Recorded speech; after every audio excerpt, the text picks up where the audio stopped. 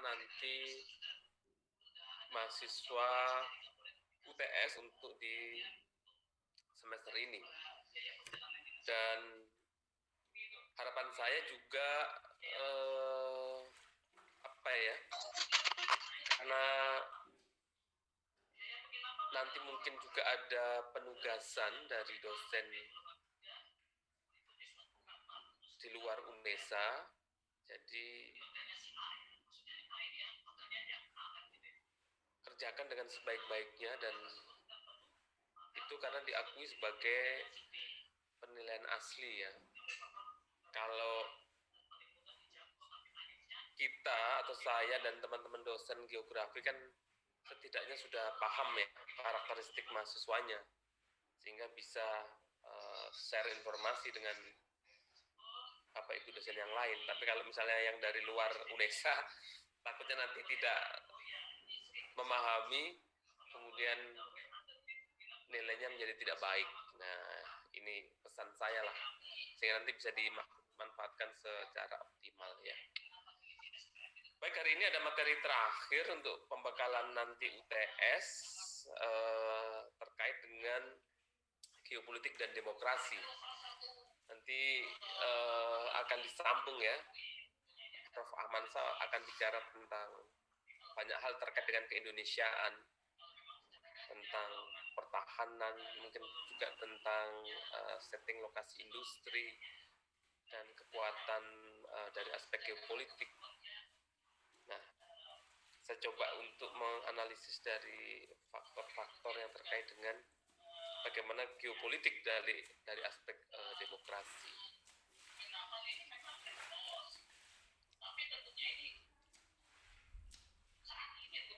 Ini share screen-nya bisa terlihat? Ya. Baik. Geopolitik dan demokrasi, analisis praktek elektoral ya. Memang tema geopolitik itu sebenarnya sangat menarik, tapi sayangnya mahasiswa hanya beberapa yang mengambil skripsi tentang geopolitik ya.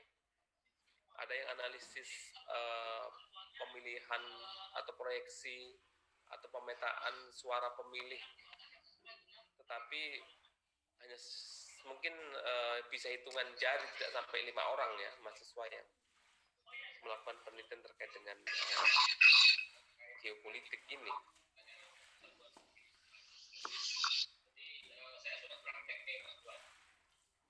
Saya coba refleksi dari pembelajaran kemarin. Saya ingin mengatakan bahwa perilaku manusia yang dipengaruhi oleh geopolitik atas wilayah. Karena kondisi di hotel A dan di hotel B kan bisa berdua ya. Jadi kalau saya ulangi, ini suara ada yang mengganggu. Perilaku manusia yang dipengaruhi oleh geopolitik atas wilayah dan ruang tempat tinggal menyebabkan munculnya beragam fenomena sosial yang terjadi di masyarakat, seperti perilaku gaya hidup, karakter dan tabiat, aktivitas sosial, interaksi, kemudian pola komunikasi, tempat tinggal, pilihan pekerjaan, pengaturan sarana transportasi, mungkin sampai tata ruang dan juga tata guna lahan dan seterusnya ya. Artinya peran dari geopolitik atas wilayah dan ruang itu menyebabkan memang beragam hal ya. Gaya hidup pasti, bagaimana kita bisa membedakan bagaimana gaya hidup atau cara berpakaian orang Eropa dengan orang Asia misalnya. Di sana dengan 4 musim tentu lebih varian ya. Kemudian bagaimana menikmati kebiasaan dan aktivitas juga demikian.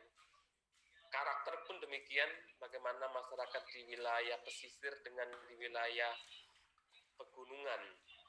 Bagaimana di wilayah pesisir mungkin memiliki karakter yang keras ya. Kemudian aktivitas sosialnya demikian. Aktivitas sosial dari masyarakat di Asia Indonesia dengan Eropa pasti beda. Nggak ada di sana itu yang warkop ngumpul misalnya di pinggir jalan. Interaksi juga demikian, pola komunikasi, tempat tinggal, jenis rumah, bangunan, pilihan pekerjaan pun juga, transportasi, demikian juga dengan penggunaan ruang dan tata guna lahannya juga pasti berbeda. Nah, perbedaan inilah yang kemudian kalau kita melihat dari aspek geografi sebagai satu proses yang namanya determinisme geografi. Kemarin sudah kita bicara determinan ya, bagaimana konsep geografi itu memang mempengaruhi dan membentuk perilaku dari individu yang ada di dalam ruang atau wilayah tempat tinggalnya. Dan inilah salah satu yang kemudian perlu kita tekankan, bagaimana geopolitik atas itu juga berpengaruh terhadap perilaku dan seterusnya.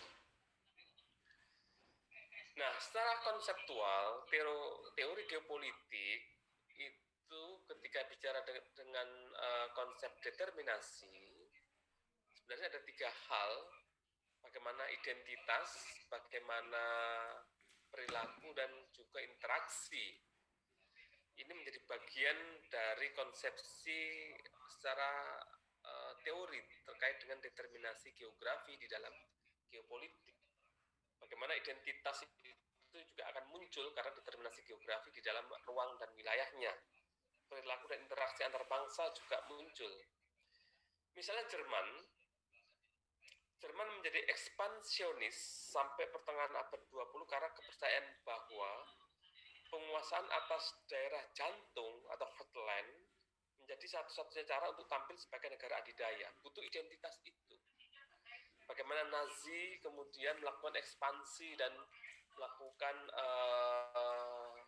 kolonialisasi terhadap negara-negara lain, karena memang ada identitas yang kemudian diinginkan, identitas yang kemudian dibangun, sehingga menimbulkan perilaku yang menjadi ekspansionisme. Ini yang kemudian terjadi ketika determinasi geografi memang dilihat sebagai satu-satunya cara untuk memunculkan identitas dalam konteks geopolitik. Dan baru-baru ini pun demikian yang terjadi di Amerika pada tahun 2018, juga hal yang sama. Kemudian Cina juga, bagaimana kemudian Tiongkok kapan hari itu ramai sekali mereka kemudian berkeinginan menguasai Laut Cina Selatan. Karena konseptualisasinya tentang Zhongguo atau Middle Kingdom.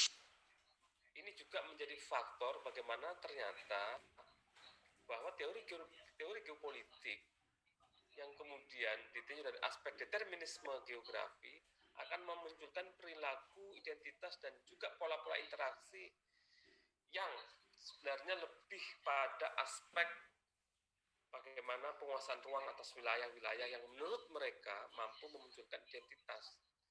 Kita pernah membahas di awal-awal teori klasik yang kemudian menyatakan bahwa negara itu sebagai atau seperti organisme yang butuh ruang untuk hidup, sehingga ruang hidupnya adalah dengan cara melakukan ekspansi ke negara lain. Jadi tidak hanya pada ekspansi sumber daya alam, tapi juga ekspansi ke aspek-aspek sosial budaya. Itu yang menjadi salah satu faktor kenapa geopolitik itu menjadi ditinjau dari aspek teori klasik menjadi seperti hanya sekedar eksploitasi saja atau secara fisik yang kemudian dilakukan oleh banyak negara ke negara lain. Demikian juga di dalam perkembangan selanjutnya, teknologi dan determinasi geopolitik, geografi dalam geopolitik itu juga sangat berpengaruh yang signifikan. 2018 kita tahu bagaimana Amerika menempatkan rudalnya ke Jerman Barat. Tidak ada Jerman Barat, yang ke Jerman ya. Kebetulan tempatnya di Berlin. Berlin ada ibu kota Jerman Barat ketika belum menjadi satu. ketika masih ada Jerman Barat dan Jerman Timur. Ternyata determinasi dan teknologi dalam geopolitik itu juga sangat beririsan. Faktor ruang, faktor jarak, faktor lokasi ternyata juga menjadi atau mengadaptasikan teknologi dalam peran geopolitiknya Amerika. Perang dingin yang belum selesai hingga saat ini dengan Rusia, dengan Soviet, maka kalau diukur dengan rudal yang ditaruh di Jerman Barat, di Berlin tepatnya, itu tidak sampai 2.500 km. Sehingga kalau kemudian diluncurkan, maka bisa menjadi salah satu upaya Amerika untuk bisa menguasai negara-negara yang memang dianggap bertentangan dengan Amerika. Ini teknologi. Jadi ketika kita melihat determinasi geografi dalam aspek teknologi, pada sudut pandang geopolitik ternyata masih kemudian menempatkan lokasi menjadi faktor juga penentu bagaimana Amerika akan menghitung ruang-ruang dunia ini yang kemudian bisa ditempatkan sebagai akses pertahanan dan keamanannya. Dan kita tahu bagaimana negara-negara besar itu juga melakukan hal yang sama. Misalnya memiliki pelabuhan untuk kapal induknya, itu juga melihat dan menghitung atau mengukur jarak strategisnya dan juga bagaimana keterjangkauannya, aksesibilitasnya, bagaimana kemudahan untuk mendapatkan sumber dayanya, bagaimana kemudahan untuk mobilitasnya, itu adalah faktor-faktor determinasi geografi sebenarnya.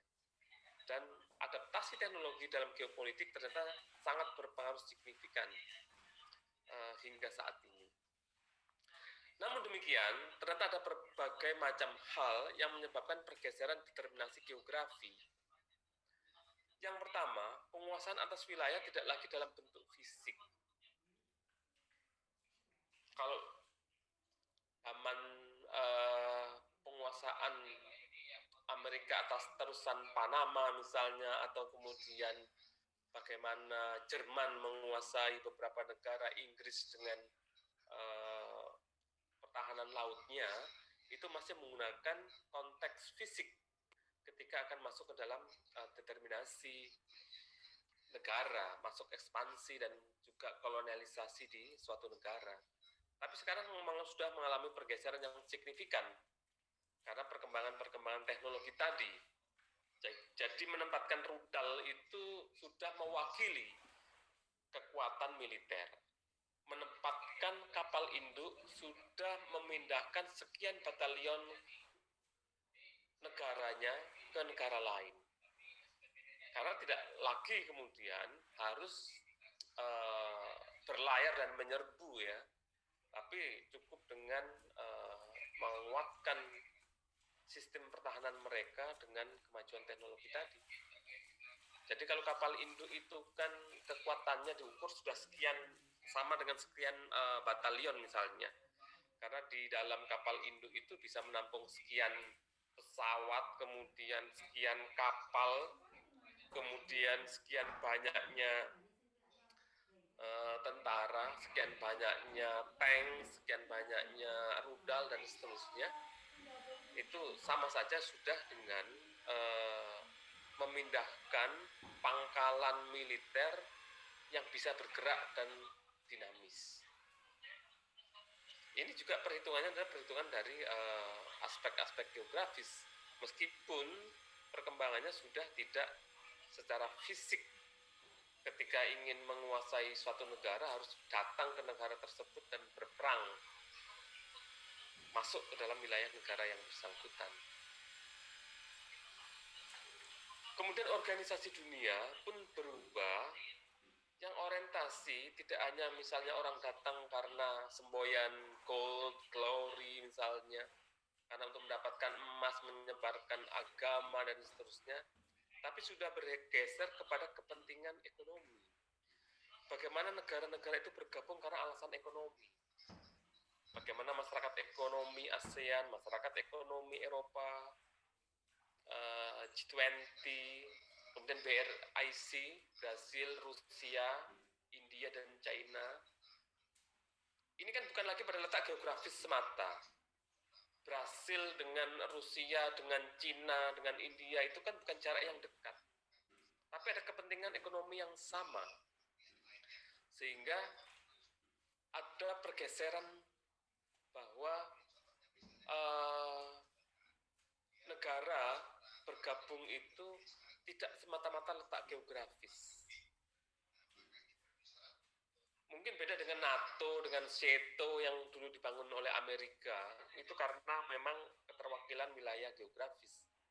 Tapi ketika bergeser sekarang kepentingan negara adalah pada aspek ekonomi, sedangkan teknologi sudah kemudian berkembang sedemikian rupa, maka tidak ada alasan, meskipun jarak jauh tetapi akses komunikasi bisa tetap dilakukan, ya tidak masalah mendirikan satu konsorsium negara. Bagaimana Brasil, Rusia, India, dan China ini menjadi satu kekuatan baru di dalam organisasi ekonomi. Nah, ini terjadi karena pergeseran-pergeseran yang memang menyesuaikan dengan kondisi-kondisi kekinian, dengan adaptasi teknologi yang semakin berkembang pesat. Kemudian perilaku dan karakter pemimpin negara menjadi bagian yang seksi diperdebatkan. Kenapa saya katakan itu? Seringkali alasan demokrasi kemudian untuk melakukan intervensi masuk ke dalam kedaulatan politik suatu negara. Negara-negara di wilayah Arab misalnya, bagaimana Suriah, bagaimana Irak yang harus kemudian digulingkan karena dianggap seksi ya, di sana tidak menerapkan pemerintahan yang demokratis. Padahal sebenarnya alasan itu menurut kita adalah debatable karena pilihan bentuk negara, pemerintahan, sistem yang dibangun itu kan kedaulatan negara yang bersangkutan, bukan menjadi bagian dari kepentingan negara lain. Tapi yang terjadi ternyata kan pemimpin yang kemudian bertahan dalam kurun waktu yang panjang itu adalah alasan kenapa demokrasi harus masuk ke dalam wilayah itu. Itu yang terjadi, sehingga banyak yang mengatakan bahwa demokrasi menjadi bagian atau alasan untuk intervensi kedaulatan politik satu negara. Termasuk Indonesia mungkin ya. Kita pernah mengalami masa di mana dipimpin oleh presiden selama 32 tahun, sehingga harus digulingkan dengan alasan demokratisasi. Memang teorinya benar ya, the power tend to corrupt, but absolute power tend to corrupt absolutely. Bahwa kekuasaan itu kecenderungan korupsi, tetapi kekuasaan yang mutlak pasti korup. Nah, ini mungkin juga menjadi alasan-alasan itu. Karena memang pencetus idiom itu kan juga dari Eropa. Tapi benar juga ketika kekuasaan mayoritas itu kan kecenderungan korup. Sehingga alasan-alasan demokrasi menjadi isu yang sangat seksi. Irak itu harus didemokrasikan karena sangat otoriter ketika dipimpin oleh seorang Saddam Hussein misalnya, muncul menjadi isu internasional sehingga ada satu gerakan untuk melakukan kudeta dan terjadi. Nah, apakah kemudian itu adalah alasan demokrasi ataukah ada hidden agenda bahwa memang ada potensi sumber daya alam yang kemudian menjadi bagian yang harus direbut atau dikuasai? Silahkan kalian menganalisis itu. Nah, salah satu alasan demokrasi adalah kemudian kita muncul yang namanya electoral geography has been a prolific component of political geography. Jadi Geografi elektoral itu adalah bagian komponen yang utama di dalam geografi politik. Nah, hari ini kita akan coba untuk melihat bagaimana elektoral geografi di dalam konteks mungkin Indonesia yang bisa kita analisis lebih mendalam.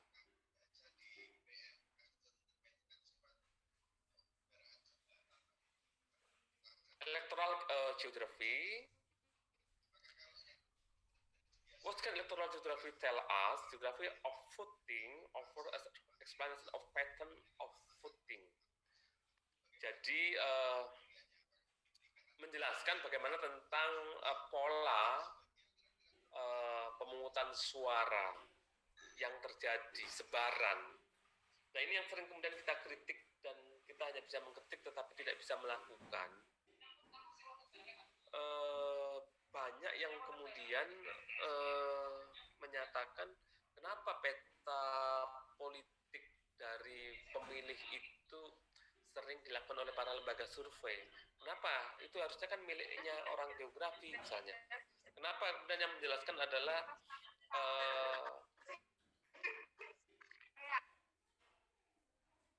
kenapa yang menjelaskan itu para pakar-pakar politik, bukan pakar-pakar geografi. Nah, ini kita hanya mampu mengkritik, tapi kenapa kita tidak melakukan itu? Kemudian bagaimana pengaruh geografis terhadap voting range from issues, voting for candidates, effect of election campaign, bagaimana dampak terhadap kampanye pemilihan dari aspek pengaruh geografis. Kemudian juga ke geografi partai politik. Ini terkait dengan elektoral dan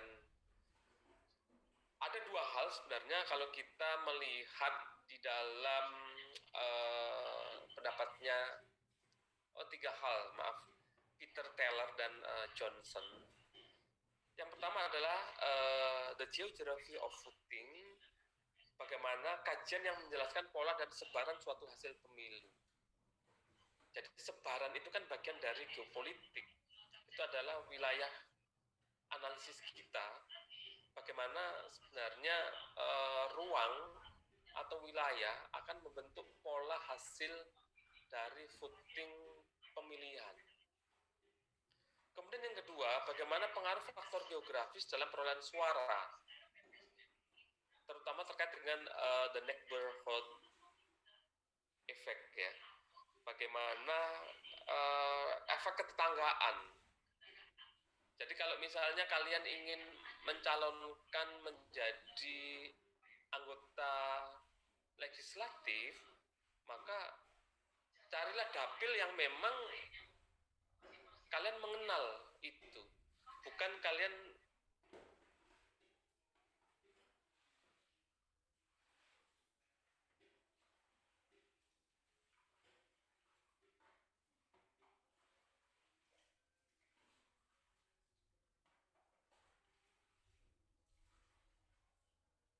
sehingga sebenarnya kalau orang-orang geografis itu masuk ke wilayah politik harusnya mereka menang. Harusnya. Karena sudah mempertimbangkan itu. Bagaimana perolehan suara di satu wilayah di mana ada aspek ketetanggaan yang memang mengenal kita, kemudian bagaimana pola-pola sebaran pemukimannya, bagaimana pola ruang untuk tempat tinggal, bagaimana jumlah penduduknya, bagaimana interaksi sosialnya, bagaimana kedekatan hubungannya, itu harus dianalisis. Dan geografi akan belajar tentang itu, fenomena ruang. Kemudian elektoral geografik juga akan bicara tentang geografi perwakilan, yaitu mencermati bagaimana sistem representasi atau sistem pemilu yang dipakai dalam sebuah wilayah. Apakah dengan sistem proporsional ataukah distrik yang menghasilkan wakil dari suatu wilayah yang menjadi daerah pemilihan. Kita sedikit menyinggung tentang dapil pada akhirnya ini ya, menyinggung tentang pemilu, tapi itu bagian dari konsep demokrasi. Jadi salah satu instrumen untuk mengatakan bahwa negara itu berdemokrasi adalah dengan cara melakukan pemilu. Jadi dianggap itu demokratis karena hak setiap warga negaranya berada atau dalam konteks penghargaan oleh negara atas haknya untuk diberikan keleluasaan melakukan pemilihan terkait dengan siapa wakil yang akan mereka pilih, baik sebagai wakil di eksekutif maupun di legislatif. Itu aspek demokrasi. Sehingga kalau kemudian kita bicara tentang geopolitik dalam aspek demokrasi, ya kita akan bicara tentang elektoral geografik ini, bagaimana geografi pemilihan itu menjadi bagian dari aspek demokrasi. Karena salah satu instrumen untuk mengukur demokrasi adalah keterlaksanaan proses pemilihan di dalam legislatif maupun wilayah eksekutifnya. Nah, bagaimana elektoral geografi di Indonesia? Kita melihat bahwa sistem pemilu di kita itu saat ini adalah dengan cara proporsional. Tetapi di dunia, sistem perwakilan itu kan, sistem pemilu itu kan ada dua ya. Sistem pemilu kok pemilai.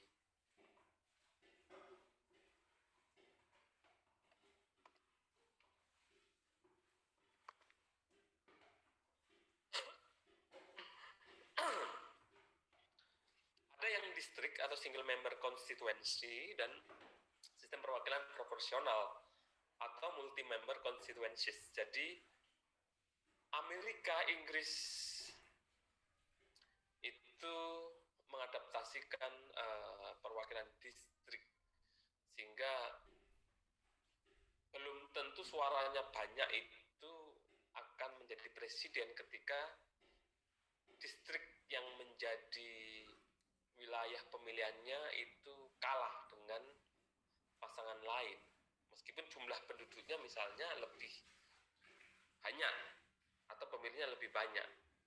Beda dengan sistem perwakilan proporsional di mana lebih representasi bahwa keterwakilan itu memang dilihat dari jumlah hak suara atau pemilih dan juga jumlah penduduk yang ada di wilayah itu, sehingga mewakili misalnya dapil A ada kursi 5, maka 5 itu dengan pertimbangan proporsi dari jumlah penduduk. Nah, itu yang di dalam sistem proporsional.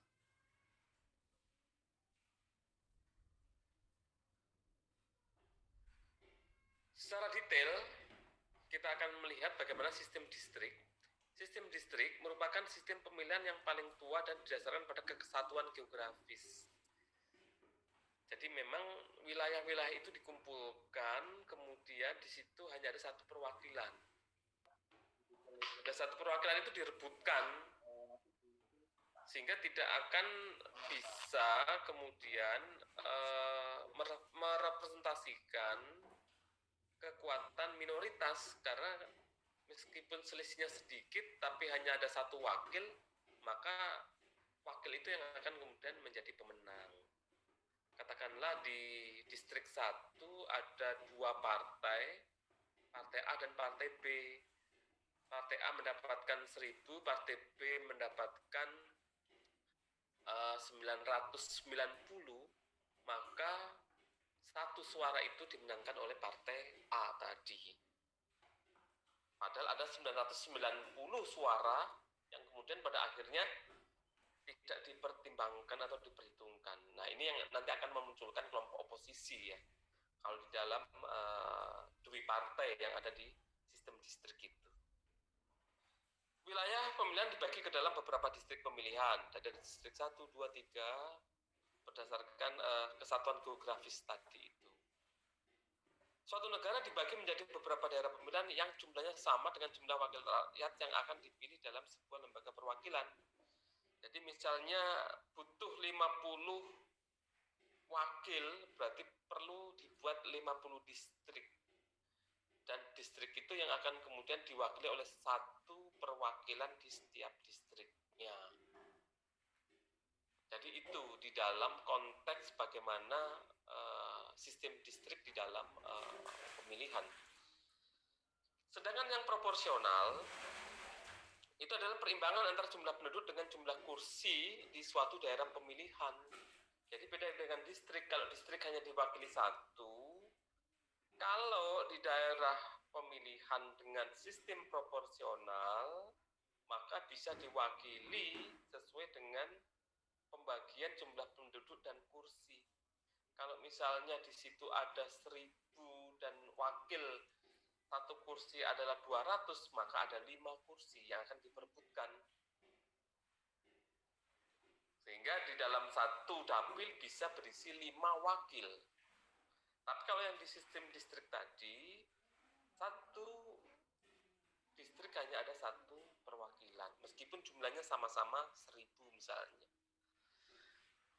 Daerah yang memiliki penduduk besar tentu proporsi kursinya juga menjadi lebih banyak.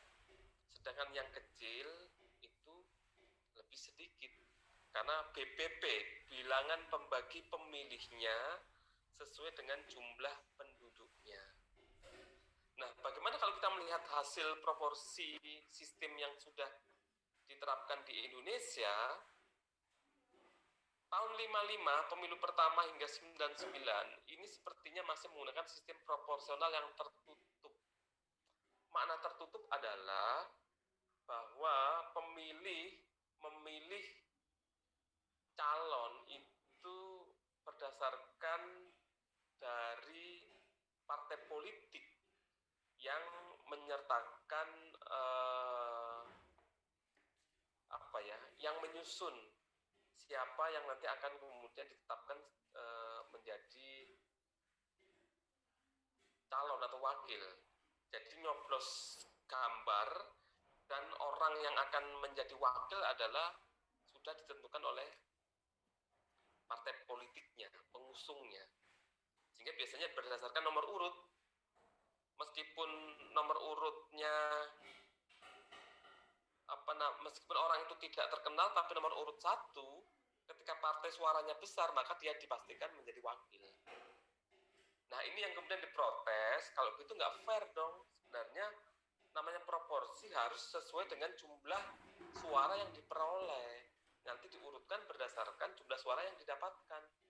Kalau saya dari partai A, misalpun saya nomor urut 10, tetapi suara saya adalah yang terbanyak, saya harus lolos dong sebagai wakil. Sehingga di pemilu 2004 hingga sekarang, sifatnya adalah proporsional terbuka. Sehingga nomor urut itu tidak berdampak. Tapi sebelum itu, masih tertutup.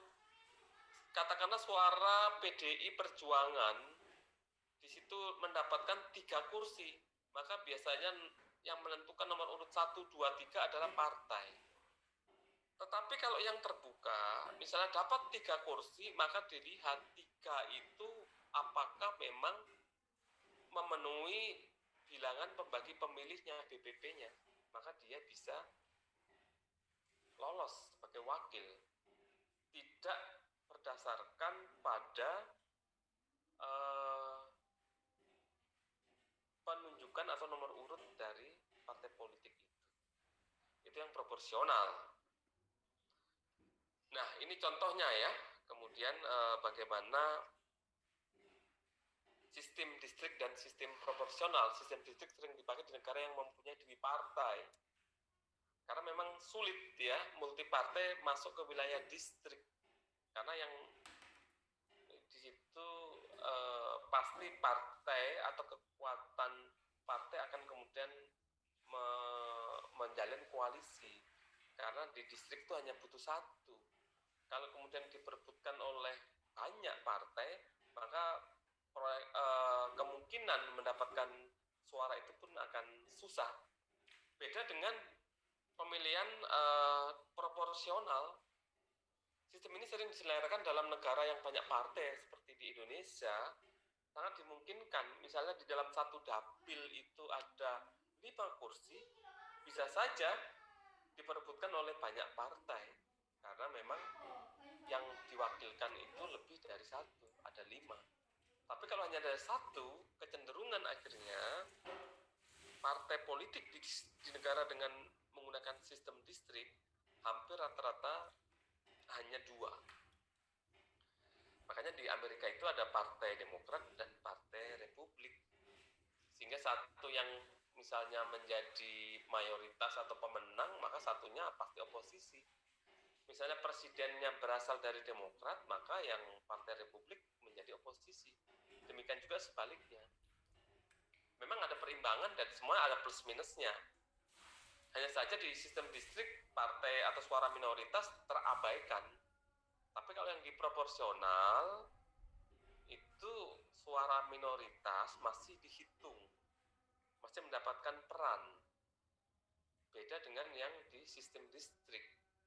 Dari aspek ini bisa dilihat sebenarnya kalau analisis geografis tentu akan melihat bagaimana peran dari sistem proporsional dan distrik itu terhadap kemungkinan calon memenangkan di wilayah tempat tinggal mereka misalnya, atau di wilayah di mana dia ditugaskan oleh partainya.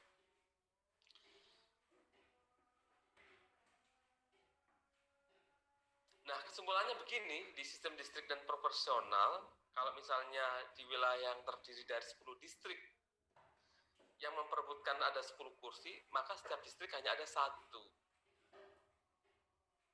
Menang 5 distrik ke atas dapat 10 kursi.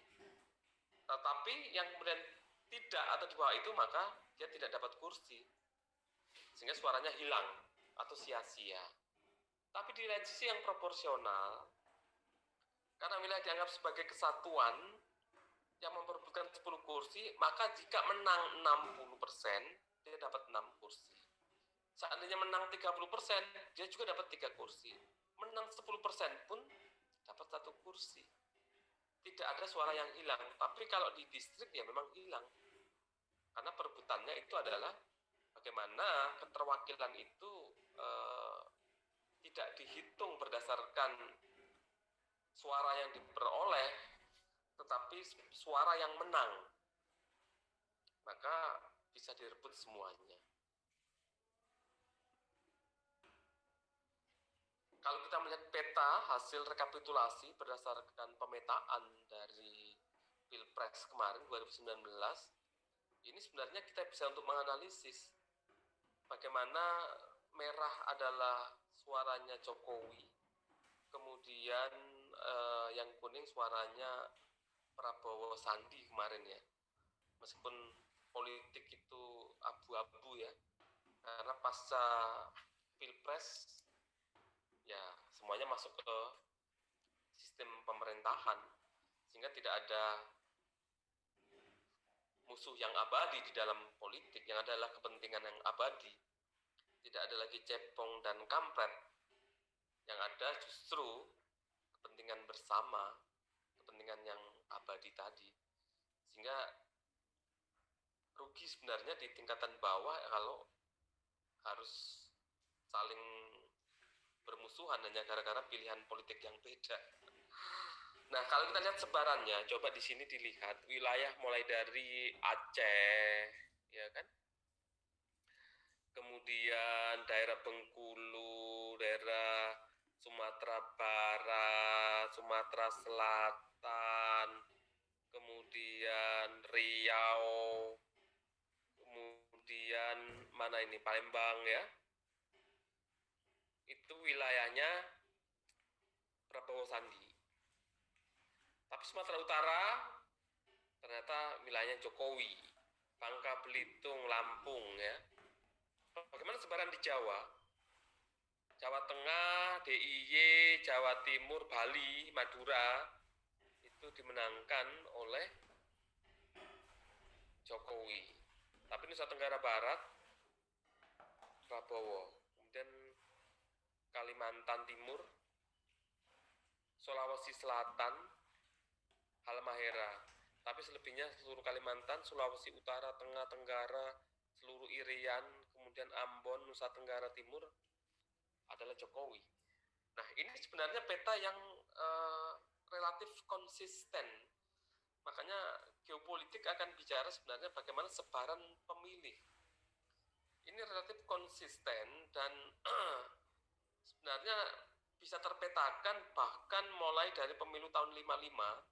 Kalau misalnya kita menganalisis secara ruang atau spasial, akan sulit sebenarnya partai-partai nasionalis itu berkembang di Sumatera Barat misalnya, atau di Aceh. Sehingga harus partai-partai berbasis agama yang akan berkembang di sana. Jadi kalau kita menjadi konsultan politik dari aspek analisis geografis, kita akan merekomendasikan hal itu pastinya. Masuk ke wilayah Sumatera Barat nggak bisa. Bagaimana kemudian ditarik ke pemilu tahun 55? Bagaimana waktu itu dua pemenang besar antara PNI dan Masumi. Misalnya, itu jelas bagaimana dukungan suaranya sepertinya relatif konsisten hingga saat ini. Jawa Barat sampai ke Banten sama. Jadi ketika ada Permesta itu juga kok identik sampai sekarang. Nah, inilah ketika kita bicara tentang geopolitik dalam aspek demokrasi dan elektoral geografis akan menjelaskan tentang itu ya. Dan apa yang akan kemudian kita dapatkan manfaatnya di dalam mempelajari elektoral geografik ini? Pertama adalah untuk memahami karakteristik masyarakat sebagai calon pemilih. Memahami karakteristik masyarakat tentu tidak akan pernah lepas dari morfologi. Bagaimana morfologi masyarakat pesisir, masyarakat pedalaman, masyarakat pegunungan, tentu karakteristiknya berbeda. Pendekatannya pun akan beda. Sehingga rekomendasi bagi ahli-ahli geopolitik tentu akan melihat bagaimana karakteristik masyarakatnya, sosial ekonominya, perilakunya, interaksinya dengan melihat dari morfologi itu. Gak bisa dong kita memaksakan orang yang kemudian tidak tepat ke wilayah sasaran pemilih. Kita nggak bisa kemudian memaksakan wilayah dari Mataraman sama dengan wilayah di Pantura atau di Tapal Kuda misalnya. Itu tentu akan beda karakternya. Kalau ke wilayah Pantura dan Madura, ya gunakanlah para tokoh-tokoh lokalnya, tokoh-tokoh agama, atau orang-orang yang memang memiliki kapabilitas secara karismatik, kiai. Jadi kalau Anda ingin maju dari dapil yang kemudian di wilayah pesisir, ya harus dekat dengan kelompok-kelompok ulama, kelompok-kelompok agama. Kemudian yang kedua, bermanfaat juga untuk memetakan potensi suara dan dukungan politik. Dengan belajar tentang geopolitik itu, kita akan mampu untuk memetakan bagaimana sebenarnya potensi dukungan kita itu ada di mana sih. Kalau dukungan kita itu ada di wilayah perkotaan, maka treatment politiknya itu apa?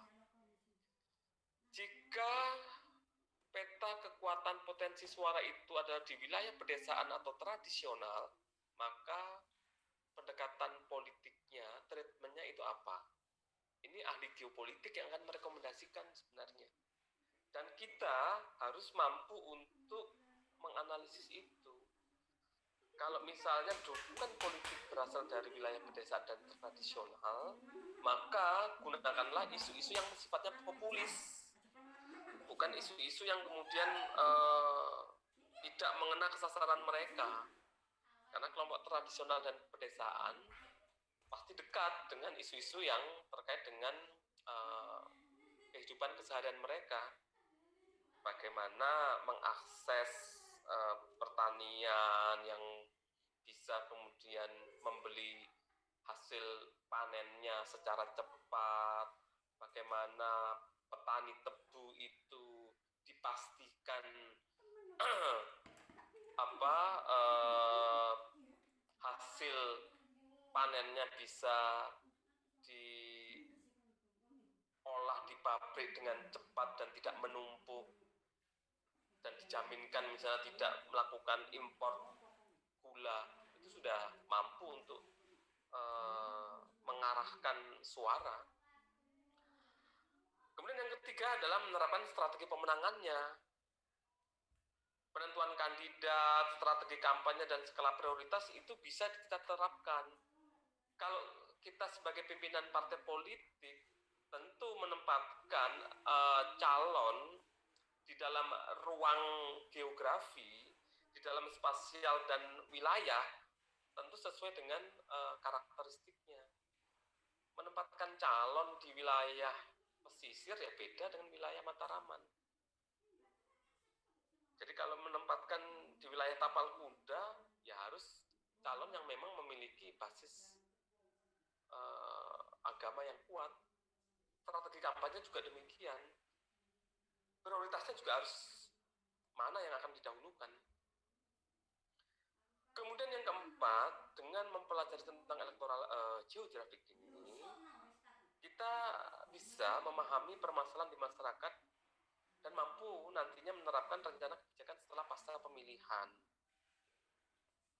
Kalau tanpa kita belajar ini, maka tentu bagi pemangku kepentingan, bagi pemangku kebijakan, tidak akan bisa kemudian untuk menerapkan bagaimana sebenarnya kebijakan yang tepat, treatment yang harus dilakukan ketika ingin memajukan masyarakat di dapilnya, ketika tidak belajar tentang geopolitik. Nah, ini yang kemudian penting bagi kita, orang-orang geograf itu belajar tentang electoral geografi ini. Saya rasa ini pengantar saya terkait dengan geografi politik dari aspek elektoral dan demokrasi. Mungkin ada yang mau bertanya? Saya persilahkan. Pak, saya mohon izin bertanya. Oke, Rahma. Bentar saya catatnya.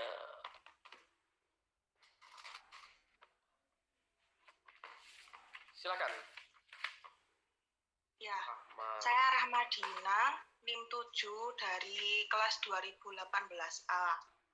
Mau bertanya, Pak.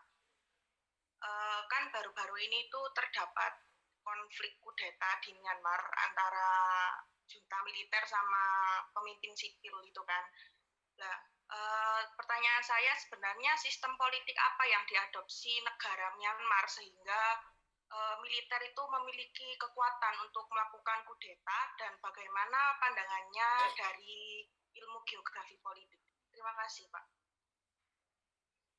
Baik, terima kasih. Ada lagi?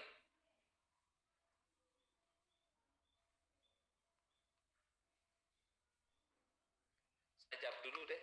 Dari Rahma, ini bagus sekali pertanyaan analisis terkait dengan geopolitik lokal di ASEAN ya. Karena Myanmar memang masuk di wilayah ASEAN. Memang terjadi hal yang luar biasa di sana ya.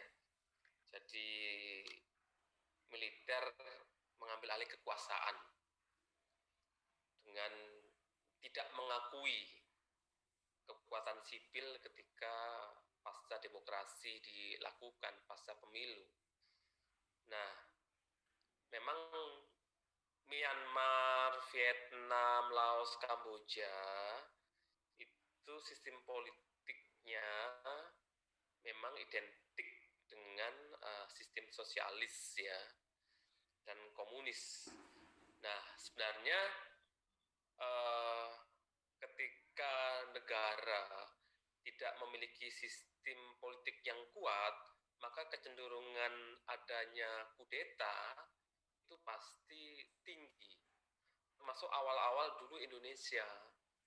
Pada saat pasca 45 menuju ke tahun 55, itu kan kita berganti-ganti sistem politik ya, sistem pemerintahan.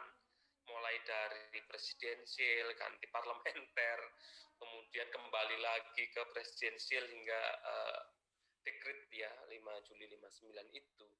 Karena memang sedang menata dinamisasi itu. Dan negara yang sistem demokrasinya lemah itu pasti kecenderungan untuk ributnya besar, termasuk di Myanmar. Tapi negara yang demokrasinya kuat, kecenderungan itu sulit untuk dilakukan kudeta. Nah, kenapa kudeta itu dilakukan oleh militer? Hampir di mana saja kekuatan militer itu menjadi faktor penentu sebenarnya, termasuk Indonesia.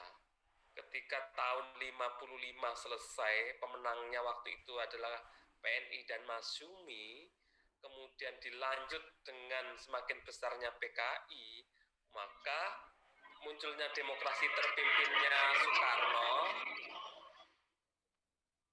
itu karena pada saat itu ada kekuatan besar, yaitu kelompok nasionalis, kemudian kelompok agama, dan yang ketiga adalah militer. Sehingga pada saat Indonesia waktu itu dengan sistem parlementer yang dianggap tidak efektif dan Bung Karno diharapkan untuk merubah, maka kita pernah mendengar pastinya kan bagaimana militer saat itu berkumpul di Monas dan meriam diarahkan ke istana. Dan itu terjadi. Berarti kan sebenarnya memang militer itu memiliki peran yang sangat luar biasa untuk melakukan perebutan kekuasaan. Nah, kenapa di Myanmar terjadi? Ya memang karena sistem demokrasi itu belum terbangun, belum kuat. Sehingga diambil alih dengan militer, itu akan lebih mudah. Sipil, saya masih belum tahu nanti kelanjutannya seperti apa. Apakah akan memenangkan? Karena memang dukungan politik dari negara-negara demokrasi lain kan terus berdatangan.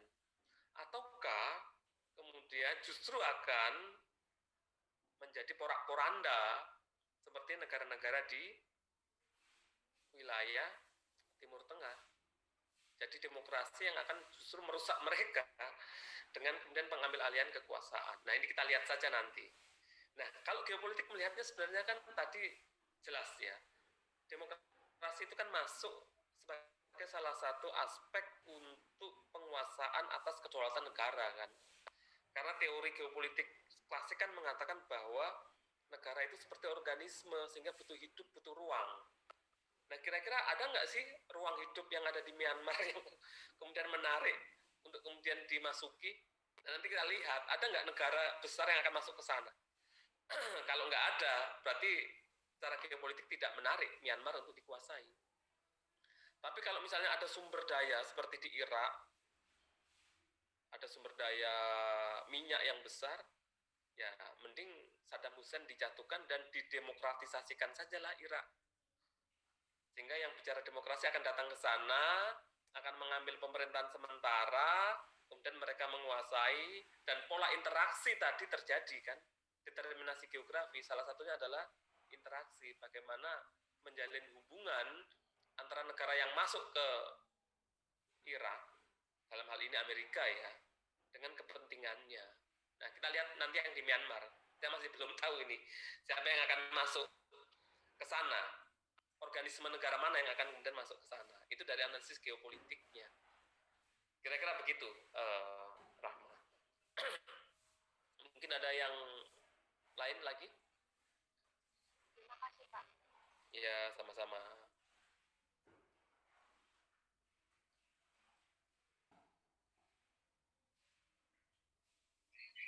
Ini sih Pak, saya mau bertanya Pak. Oke, silakan. Nama saya Daud Faisal dari 2018B NIM 064. Saya tertarik dengan saya tertarik dengan pendapat Bapak tadi yang negara seperti Amerika bisa masuk ke negara Irak ya Pak ya. Ya. Ini saya jadi teringat dengan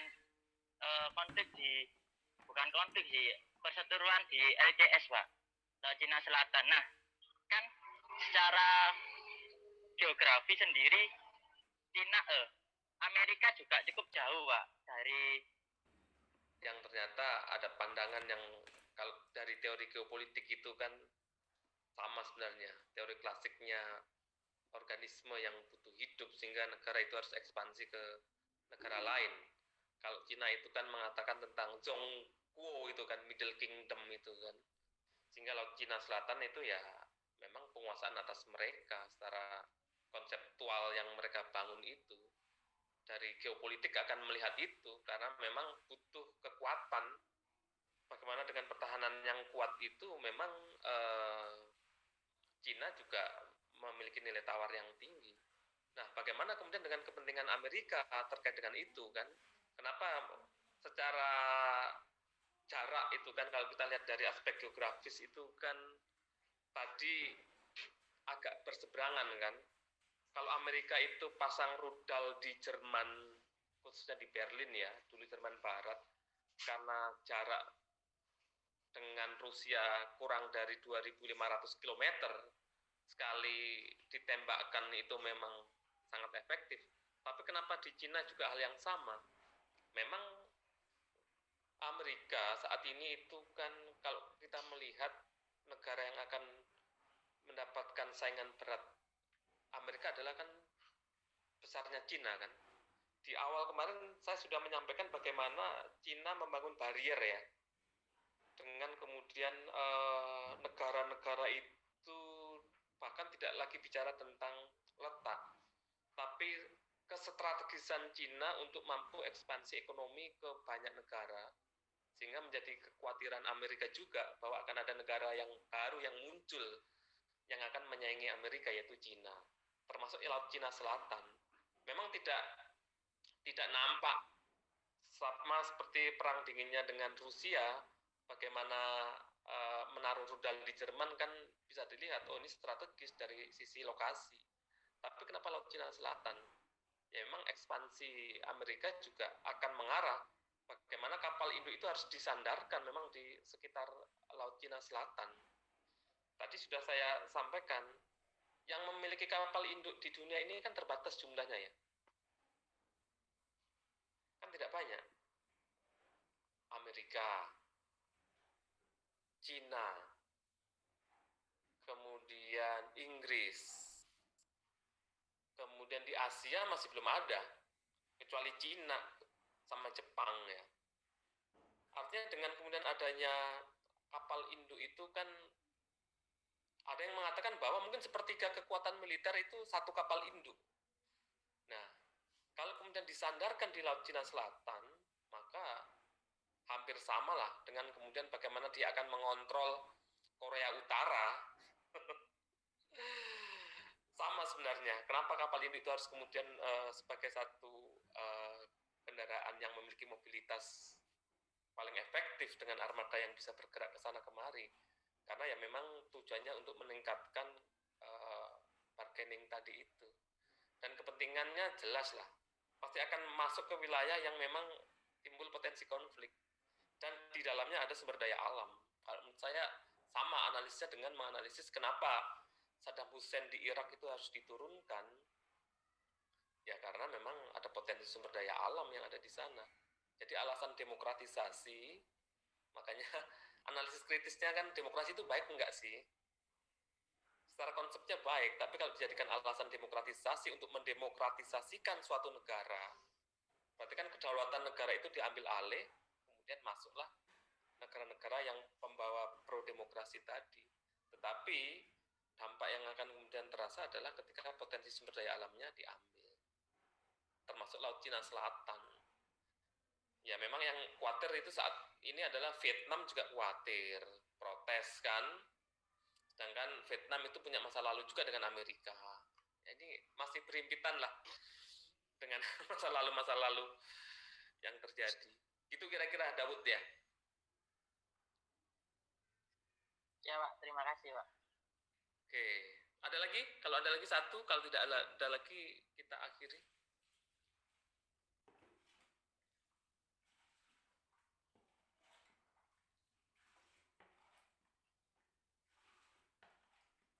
Oke, nggak ada lagi ya. Baik, jadi ini kita pertemuan ke-7, sehingga di minggu depan kita UTS, selanjutnya nanti pertemuan ke-8 sudah Prof. Ahmad saya dari UNJ yang akan ngajar.